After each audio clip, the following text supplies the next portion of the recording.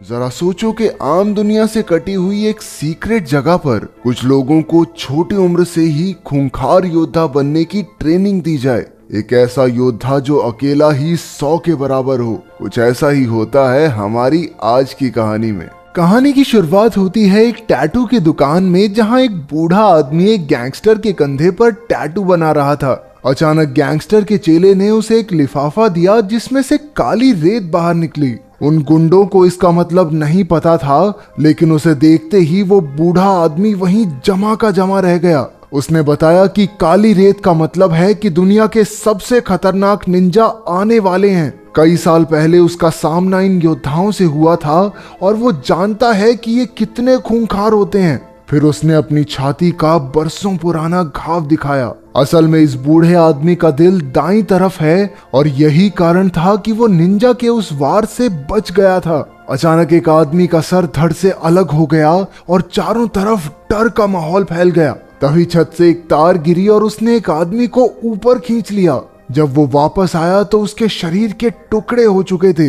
ये निंजा हमेशा अंधेरे में छिपकर वार करते थे और एक ही पल में उन्होंने वहां खून की नदियां बहा दी। जब सब मर गए तो निंजाज अंधेरे से बाहर निकले। इसके बाद हमें जापान की ओजुनु पीढ़ी की कहानी बताई गई। ये खूंखार निंजाज की पीढ़ी है जिनका सरदार है लॉर्ड ओजुनु। ये लोग दुनिया भर से बच्चे इकट्ठा करते हैं और कड़ी ट्रेनिंग के बाद उन्हें निंजा बनाया जाता है। इन निंजाज के बारे में दुनिया के सभी बड़े लोग जानते हैं, लेकिन आम जनता को इनकी कोई भनक नहीं। कोई भी इन्हें 100 किलो सोना देकर किसी का भी कत्ल करवा सकता है। ओजुनु पीढ़ी सदियों से अंधेरे में काम करती आ रही है। बताया जाता है कि रशियन प्रेसिडेंट और जापान के प्रधानमंत्री की मौत के पीछे भी इनका ही हाथ था। एक दिन लॉर्ड ओजुनु राइजो नाम के एक बच्चे को वहां लाए। उसके माँ बाप ने उसे लावारिस छोड़ दिया था, इसलिए ओजुनु उसे अपने साथ ले आया। ओजुनु को मन ही मन में लगा कि ये बच्चा आगे चलकर इस पीढ़ी का सरदार बनेगा। इसी वजह से उसकी काफी सख्त ट्रेनिंग होने लगी। 10 साल की उम्र तक उसके शरीर पर कई घाव थे जो उसे गलतियों की सजा के तौर पर मिले थे। उनके मुताबिक एक निंजा को हमेशा छिपकर रहना चाहिए, इसलिए राइजो को लकड़ी की जमीन पर चलवाया जाता और अगर हल्की सी आवाज भी हुई तो ओजुनु उसके पैर पर जोर से वार करता। रात को वो दर्द की वजह से सो तक नहीं पाया, लेकिन तभी किरिको नाम की एक लड़की ने आकर उसके घाव पर मरहम लगाई। वो भी उसकी तरह निंजा ट्रेनिंग ले रही थी। वहां सबको सिखाया जाता था कि किसी भी तरह के इमोशंस को अपने अंदर से निकाल कर फेंक दो, लेकिन किरिको सबसे अलग थी। उसे लोगों को मारना बिल्कुल गलत लगता था। जैसे जैसे वक्त बीतता गया राइजो और किरिको बड़े होते गए, लेकिन दोनों में कोई खास बातचीत नहीं हुई। वो दोनों सिर्फ दूर से ही एक दूसरे को देखते थे। राइजो अब ओजुनु पीढ़ी का सबसे काबिल निंजा बन गया था, लेकिन अपने सीनियर ताकेशी का सामना करते हुए वो हार गया क्योंकि ताकेशी ने धोखे से वार किया था। उसे बचाने की जगह ओजुनु ने राइजो को ही कमजोर कहकर बेइज्जत कर दिया। उसने राइजो के पेट में अपनी उंगलियों से जोरदार वार किया और वो बेचारा दर्द से करहाने लगा। अगली सुबह ओजुनु ने देखा कि राइजो फिर से ट्रेनिंग के लिए तैयार था। उसकी लगन देखकर ओजुनु काफी खुश हुआ। जल्द ही राइजो ने अपने सारे विरोधियों को आंख बंद करके भी हरा दिया, लेकिन किरिको को वहां की मारा मारी अब भी पसंद नहीं थी। राइजो अक्सर उसे समझाता था कि अगर ओजुनु को पता चल गया तो वो किरिको का दिल निकाल लेगा। फिर किरिको ने कहा, लेकिन मेरा दिल तो तुम्हारे पास है, तो कोई कैसे निकालेगा? एक दिन किरिको को चाकू से किसी को मारने का टास्क मिला। जब किरिको से ये नहीं हुआ तो ओजुनु ने उसके चेहरे पर चाकू मारकर उसे पिंजरे में बंद कर दिया। रात को राइजो छिपकर उससे मिला और उसे पानी पिलाया। कुछ दिन बाद एक रात को किरिको दीवार फांदकर भागने लगी। उसने राइजो को भी अपने साथ बुलाया, लेकिन राइजो ओजुनु के लिए वफादार रहा। आखिरकार वो पकड़ी गई और अब उसे मौत की सजा होनी थी। ताकेशी ने सबके सामने उसके दिल पर वार करके उसे मार डाला। उस दिन राइजो के अंदर भी कुछ मर गया, लेकिन वो फिर भी ओजुनु से जुड़ा रहा। इसके कुछ साल बाद बर्लिन में मीका नाम की एक लड़की को निंजास के होने के कुछ सबूत मिले। इन सबूतों को लेकर वो अपने बॉस मैस्लो के पास पहुंची, लेकिन मैस्लो ये मानने को तैयार नहीं था कि ऐसे निंजास मौजूद हैं जिनके बारे में सिर्फ बड़े लोग ही जानते हैं। ऐसा कुछ नहीं होता। इसलिए मीका ने उसे सबूत दिखाए कि बड़े लोगों का पैसा इधर उधर होने में और कई नेताओं की मौत में निंजास का ही हाथ है। अब मैस्लो ने इसके बारे में और जानने का फैसला किया। उन्हें पता चला कि सेबैटिन नाम के एक जासूस ने भी ऐसे सबूत इकट्ठा किए थे, लेकिन जल्द ही उसे काम से निकाल दिया गया और किसी ने उसका खून कर दिया था। उधर राइजो भी किसी खास काम के लिए बर्लिन में था। वो एक सुनसान से घर में अकेला था और हर सुबह कड़ी ट्रेनिंग करता। एक दिन वो कपड़े धोने की दुकान पर गया जहां उसे एक औरत दिखी। उसे देखते ही राइजो समझ गया कि वो भी एक निंजा है। उसी वक्त दोनों ने एक दूसरे पर वार किया और एक जबरदस्त लड़ाई शुरू हो गई।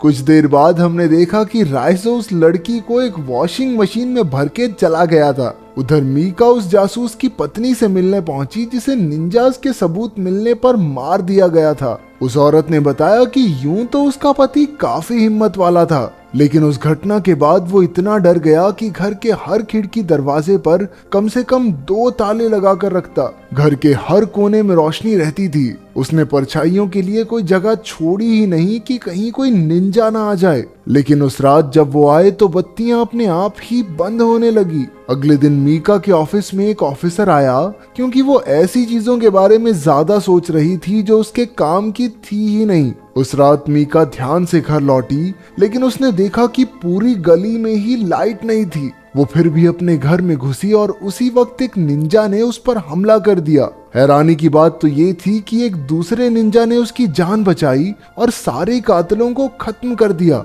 ये कोई और नहीं बल्कि राइजो ही था। हमने देखा कि इससे पहले अपने मिशन पर राइजो ने अपना सारा गुस्सा निकाला और बड़ी बेरहमी से उस आदमी का कत्ल कर दिया। इस मिशन के बाद वो छत पर बाकी निंजाज से मिलने गया। लॉर्ड ओजुनु ने कहा कि उसे राइजो पर गर्व है, लेकिन अचानक राइजो ने उस पर हमला कर दिया और उसकी आंख और चेहरे को चीर डाला। उसके साथ के निंजाज ने लीडर पर हमला करने की वजह से उसे काफी जख्मी करके छत से नीचे फेंक दिया। खुशकिस्मती से राइजो पानी में गिरकर बच निकला। उस दिन के बाद राइजो ने निंजाज के खिलाफ काम करना शुरू कर दिया और उनके हर मिशन को चौपट किया। उसने मीका की जान भी इसीलिए बचाई थी। इसके बाद दोनों एक होटल में पहुंचे और अपने कपड़े बदले, क्योंकि निंजा खास सूंघने की शक्ति से इंसानों तक पहुंच जाते हैं। फिर मीका ने मैस्लो को बताया कि वो तो राइजो के साथ है, लेकिन मैस्लो को तो राइजो को पकड़ने के ऑर्डर्स मिले थे। वो जानता था कि राइजो उनका दुश्मन नहीं है, लेकिन उसे ऑर्डर तो मानने ही होंगे। इसलिए जब मैस्लो मीका और राइजो से मिलने गया तो पुलिस ने उसे बंदी बना लिया। फिर उसे एक सुनसान जेल में कैद करके जंजीरों से बांध दिया गया। जब मीका को पता चला कि इसमें मैस्लो भी मिला हुआ है तो वो उससे बात करने गई, लेकिन मैस्लो उसे रिहा करने के लिए हरगिज राजी नहीं हुआ, क्योंकि राइजो जेल में ही निंजाज से सुरक्षित रह सकता है। रात को मीका राइजो को पानी पिलाने गई, लेकिन फिर राइजो कहने लगा कि निंजाज किसी भी वक्त यहाँ आ जाएंगे। मीका ने मैस्लो को भी सावधान करने की कोशिश की, लेकिन अब बहुत देर हो चुकी थी। अचानक लाइट्स चली गई और निंजाज अंधेरे से बाहर निकले। उन खतरनाक योद्धाओं के सामने जाबाज सैनिकों की फौज और उनके हथियार भी कम पड़ गए। तभी मीका ने राइजो की जंजीरें खोलकर उसे रिहा कर दिया। फिर उसने निंजाज का मुकाबला करते हुए मीका को भाग जाने को कहा। हालांकि राइजो ओजुनु पीढ़ी का सबसे बेहतरीन निंजा था, लेकिन इतने सारे निंजाज को एक साथ संभालना उस पर भी भारी पड़ रहा था।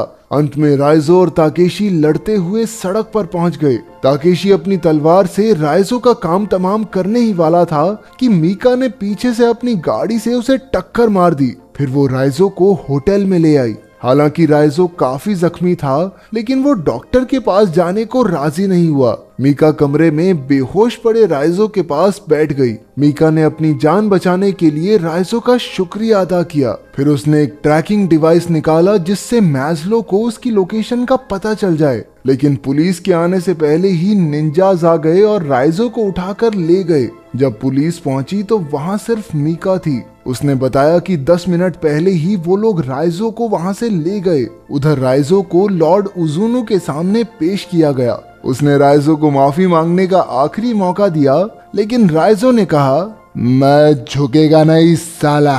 इससे ओजुनु का गुस्सा 7वें आसमान पर पहुंच गया, क्योंकि कुछ साल पहले तक तो उसने सोचा था कि यही लड़का आने वाले समय में पूरे कबीले का सरदार बनेगा। उसने राइजो को किरिको की जगह खड़ा किया और फिर अपनी उंगलियों से 3 बार खतरनाक वार किए। आमतौर पर ओजुनु के एक ही वार से लोग मर जाते थे, लेकिन राइजो ने तो बस खून की उल्टी की। उसके साथ साथ ट्रैकिंग डिवाइस भी बाहर आ गया। उसी वक्त मीका ने पूरी पुलिस फौज के साथ हमला करके खलबली मचा दी।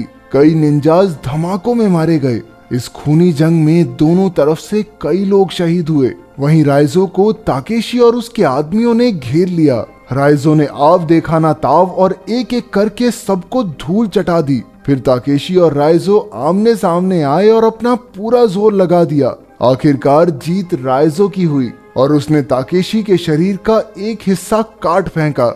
अब बारी थी ओजुनु की। उसने देखा कि ओजुनु एक कमरे में आराम से बैठा था। वहीं बाहर जबरदस्त धमाके हो रहे थे। अचानक ओजुनु हवा में ही गायब हो गया और राइजो के पीछे के अंधेरे से निकला। सिर्फ एक धक्के से उसने राइजो को हवा में उड़ा दिया। फिर दोनों ने अपनी तलवारें निकाली और एक दूसरे के खून के प्यासे हो गए। ओजुनु ने एक बार फिर उसे माफी मांगने का मौका दिया और कहा कि वो राइजो का बाप है। वो ही उसे वहां लेकर आया था और बचपन से आज तक पाला है। लेकिन राइजो ने जवाब दिया कि वो किसी का बेटा नहीं और ओजुनु को खत्म करके ही वो आजादी की पहली सांस लेगा। फिर वो ओजुनु पर लपक पड़ा, लेकिन वो एक बार फिर से गायब हो गया। तभी मीका राइजो की मदद करने पहुंची। मौका देखकर ओजुनु ने पीछे से मीका की छाती के तलवार आर पार कर दी। ये देखकर राइजो को याद आ गया कि कैसे इन दरिंदों ने उसके बचपन के प्यार किरिको को मार डाला था। गुस्से से भरकर राइजो ने एक ही झटके में अपनी तलवार से ओजुनु के 3 टुकड़े कर दिए। राइजो मीका को बाहर लाया और डॉक्टर्स ने उसे देखा। पता चला कि मीका का दिल दरअसल दाईं ओर है, इसलिए वो बच जाएगी। आखिरकार राइजो ने एकेडमी की दीवार फांदी और वैसा ही किया जैसा किरिको चाहती थी। इस तरह वो किरिको को अपने दिल में बसाए वहां से चला गया।